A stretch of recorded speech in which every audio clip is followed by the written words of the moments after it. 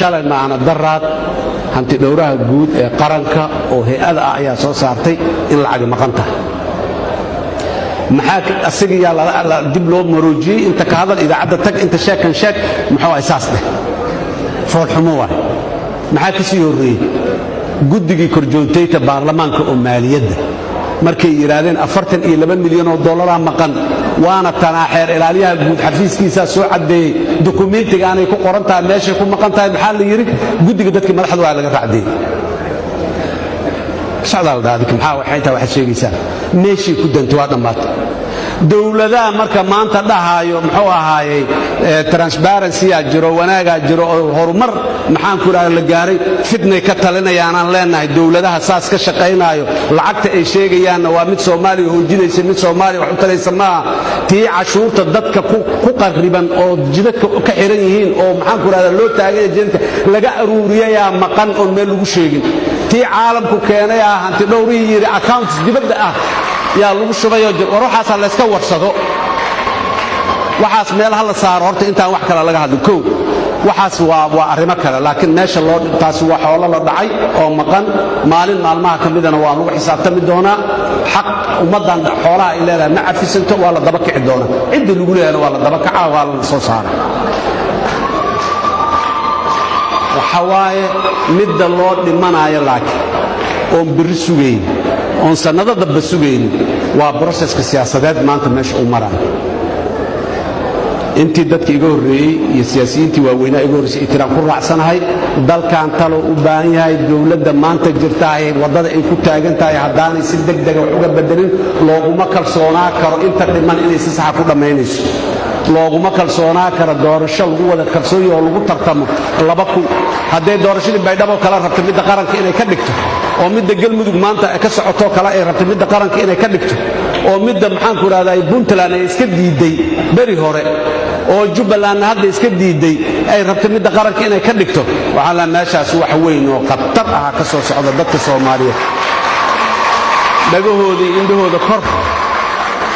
ha iska fiiriyaan iska banin naceeb maaha qof jeclaysi maaha magaciisa nidaamkii lagu heshiiyay oo dadku ku heshiiyeen hal la dhowro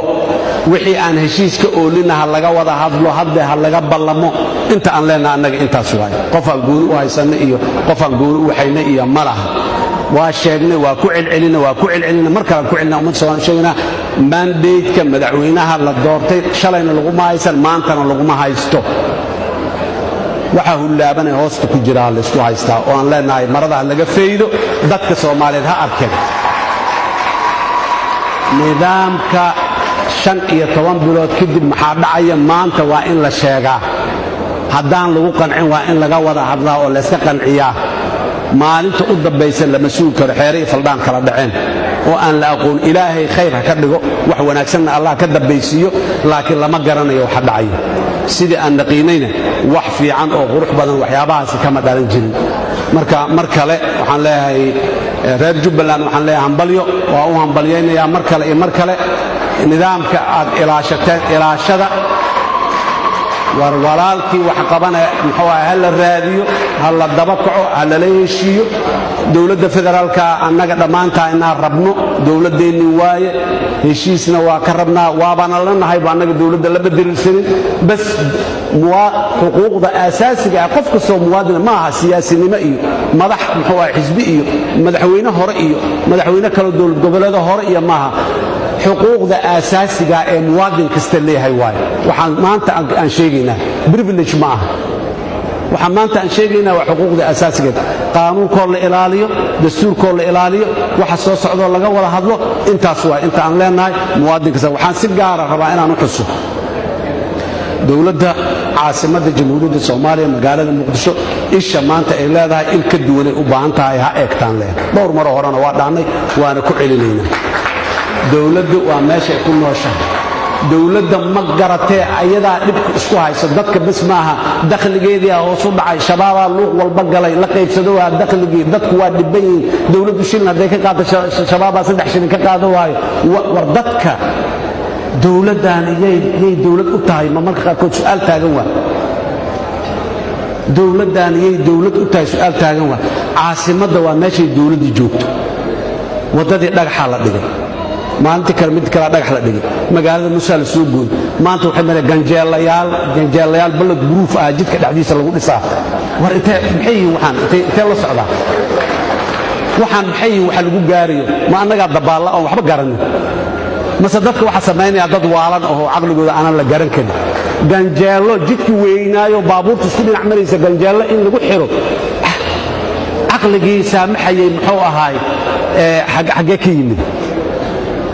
dowladdu hoos u eegto dadka muqdisho ku nool awalay political representation ayagoona haysan inay cashuur dhiibayeen dowladda dakhli kale ma hesho xamaray dakhli ka heshaa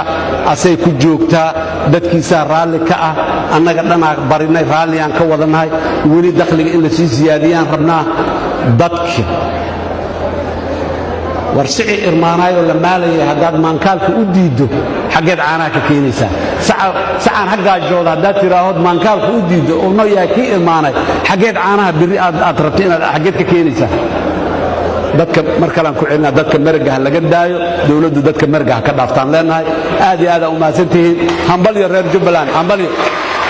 waa mahadsantihiin